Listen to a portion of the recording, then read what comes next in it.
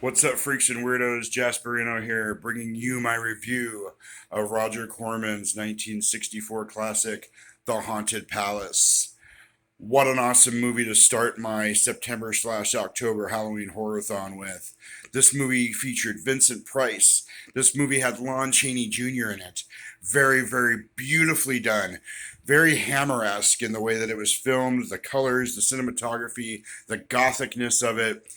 Is that even a word, gothicness? It is now because I made it up. Anyway, this movie was awesome. This movie is about Vincent Price being an evil magician in a small village in what looks to be about the 1700s.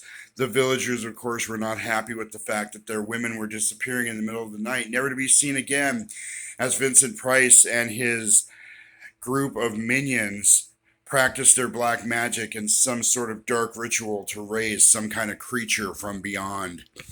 The villagers then went to the haunted palace that wasn't haunted yet, apparently, and they grab Vincent Price and they tie him to a tree and they're about to burn him for his evil doings when he puts a curse on the village that their children and their children's children would pay for what they did to him that night.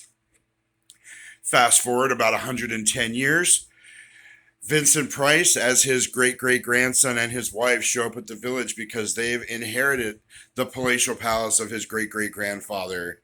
The villagers, of course, are not keen with his ancestor being there and tell him to go away and don't even go to the palace. Just forget about it. Vincent Price and his wife, of course, do not heed this advice and go to check out the palace that they've inherited.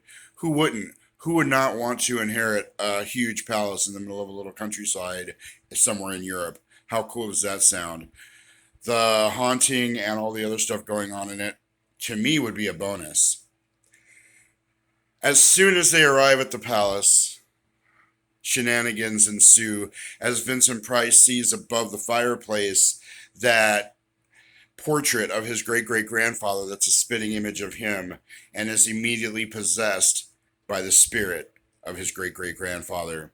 His poor wife is the only one that knows what's going on, and the only one in the village that doesn't want to kill them is the good doctor who offers to help her. As the story goes on, we find out that the ritual they were doing was to raise some kind of fiend from beyond this world.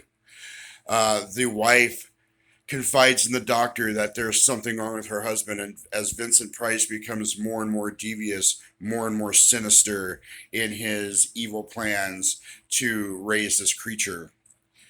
Vincent Price, on the other hand, tells the doctor that his wife is losing her mind and needs to be taken back to Boston or wherever it was that they were from, which the doctor agrees to do, but by this time, it's too late.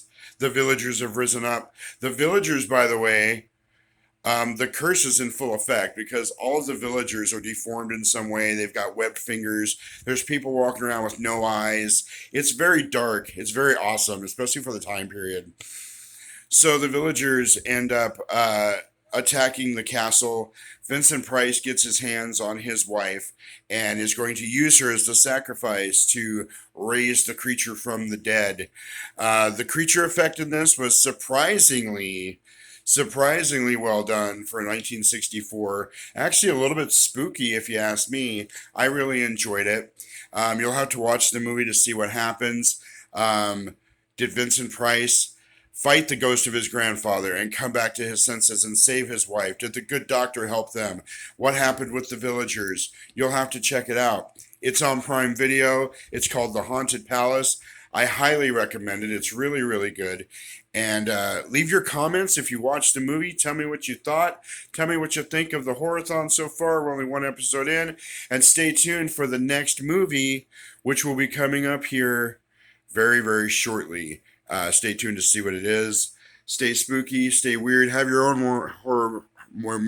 have your own horror marathon, and we will see you on the flip side.